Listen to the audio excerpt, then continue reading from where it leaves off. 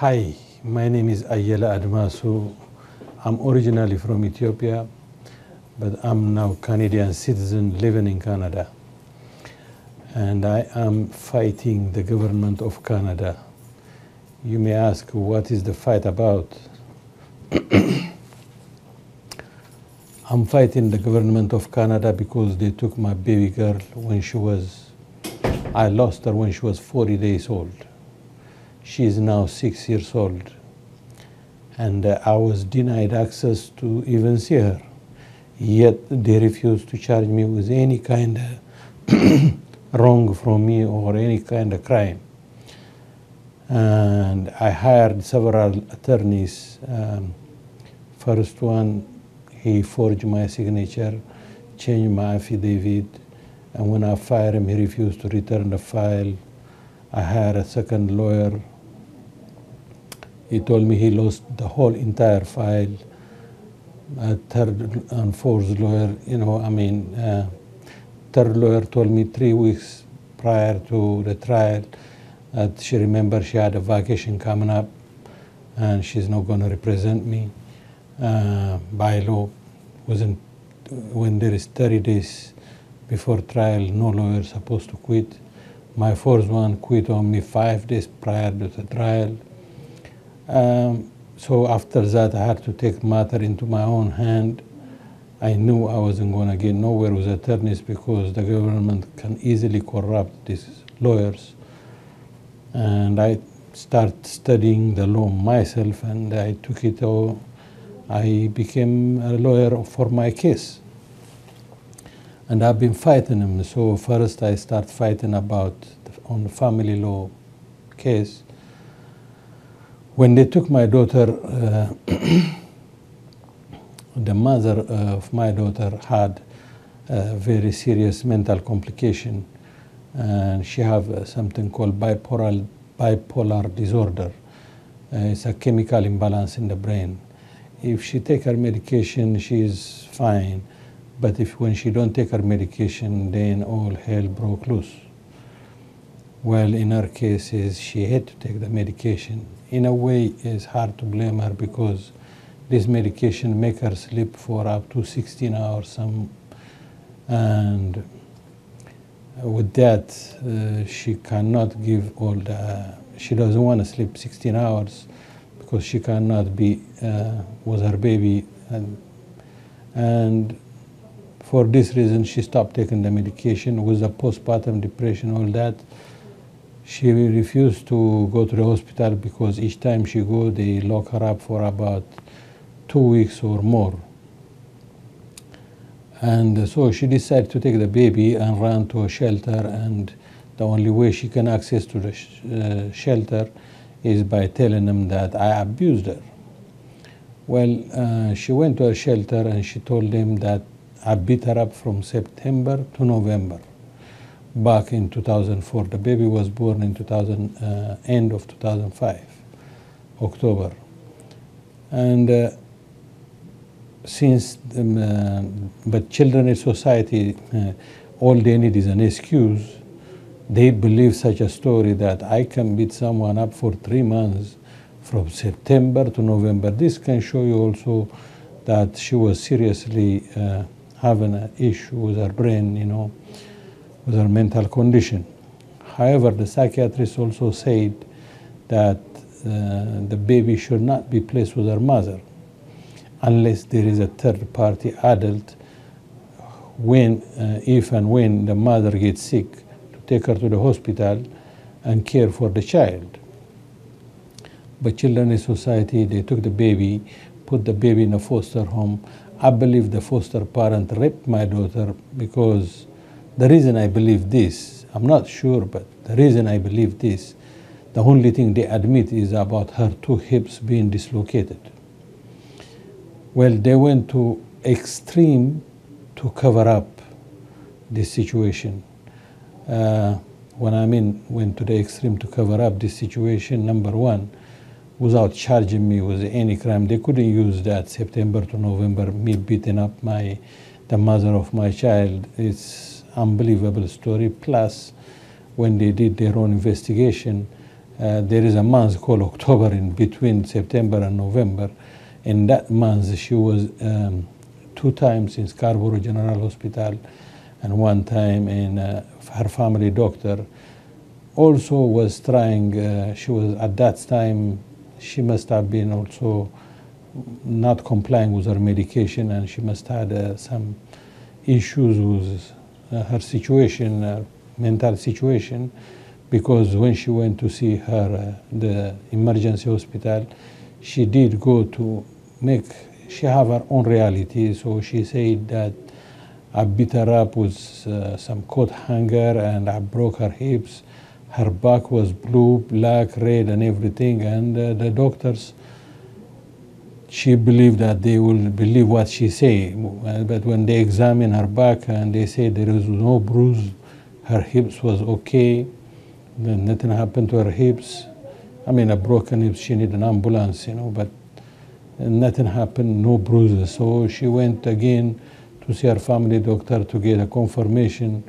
In her brain, in her own reality, I believe it was like, when I find out, at that time I didn't know about her mental condition, and when I do, that I'm going to leave her and then she's going to use this against me or to blackmail me, whatever her intention was. She did this the minute we met. That's the time I met her that this happened, but I didn't know that this was happening. However, her family doctor also confirmed the same thing as the hospital for Scarborough General Hospital doctor said, that there was no bruises in her back, there was nothing, no her hips. She ordered an X-ray, and the Children's Society have all this information, and they gave the court and us, and my lawyer at the time. However, the judge knew that this was a false allegation. However, while the mother was at the shelter, the Children's Society took the baby from the mother, put the mother in mental hospital, put the baby in a foster home, and the foster home did damage my daughter. And that time her 2 hips was dislocated, and they deny her access to necessary for life, which is medical attention. And they deny me. I was visiting my daughter at the time, but they made it for 1 hour a week, and then they changed it to 2 hours a week, and then they changed it to twice a week for 2 hours a week. But they say that I wasn't really getting 2 hours. She slept until 2:30. They say between 2 and 4. When she wake up at 2:30, I was seeing her until 4. And exactly at 4, they will kick me out. I did this for about a year, but meanwhile, they didn't want me to see her walking, so they used to lock me up in a closet-like room with garbage, with so many stuffs. I have a video. They wouldn't allow me to take a video camera there.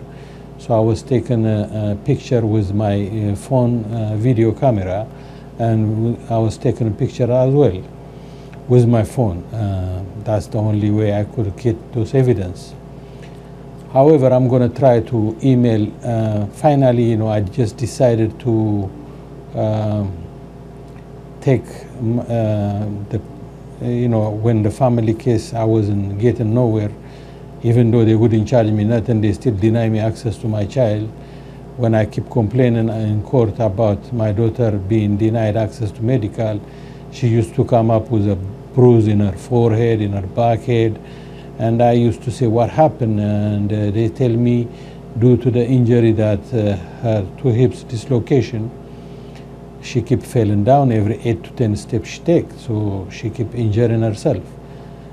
And I also sent the police, the first time I discovered that her 2 hips was dislocated, I sent the police to investigate. However, a doctor from Hospital for Sick Kids in Toronto did lie to the police. His name is Dr. John Wage. He lied to the police, stating that the dislocation of her 2 hips was not from injury, but from when she was born. When the doctor pulled her out, he pulled her out by her leg. That's how she sustained this two hips dislocation, but it wasn't from injury. However, I told the police that this doctor lied to them because when my daughter was born with a cesarean section, she was just lifted up. There was no pulling, and well, when the police find this out, they said, the only thing I can do now, I have to take that doctor to the court, and they gave me a police report. Now, at the time, I didn't know nothing about civil law, criminal law, only I was studying the family law. And then I started taking, because I wasn't getting nowhere with the family law. I lost in a lower court, Court of Ontario, and then I took the matter I appealed at the Superior Court. Well, the Children's Society, to cover up, they was making a deal with the mother, saying that they will give her the baby, and as long as she doesn't associate with me, because they fear I'm going to sue them. And well, the mother agreed with them, and they, against the psychiatrist advice, they placed the baby with the mother. And I also proved, she lived with me, the mother of my child lived with me for about 3 months' time. And in those 3 months' time, she left several medication, mental medication, all kind of medication, everywhere in the place. So she was very careless with her medications. I fear that my daughter can overdose and if she get her hand into this medication, and the mother is not really careful with her medication, because I keep finding them. I took them all to court, and I took a picture, and I placed them before the judges.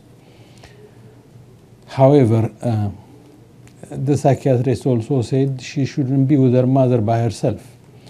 But the Children's Society decided to find a roommate, and they placed the baby with the mother, saying that she have a roommate. And the judge agreed. And I said, the roommate is not going to last. It's not a permanent residence. Therefore, this is placing the baby in serious mortal danger. They refused. And of course, the judges are part of this. Because at the trial, when a judge lie in court, that is sufficient evidence for me that I wasn't going to win in this court. I have the transcript to prove it. I'm going to send an email of criminal charges that I laid against 15 people with like government officials, lawyers, doctors, that were part of this conspiracy trying to cover up this situation. And they dismissed my case at the Court of Appeal illegally. I'm going to send the whole charges that I made with the evidence the same way I put it in a Court of Appeal and the final order that came from the Court of Appeal. However, I'll get back to that one later on, but right now let me explain a little bit about what happened at the beginning. So when I appealed this decision at the Superior Court, the result was the same. I went to the Court of Appeal, result was the same. And my daughter ended up also overdosing with her mother mental medication like I feared. And when she overdosed with her mother mental medication, the mother didn't want to be caught. Or I believe maybe she called the Children's Society, maybe they have a part on this. But after my daughter overdosed with that mental medication of her mother, the mother waited over 2.5 hours before she called 911. She wanted the medication to dissolve in the baby system, and after that, the doctor may not find out that the medication was there, but the safety and the security and the damage that this medication can cause to the baby was not a factor.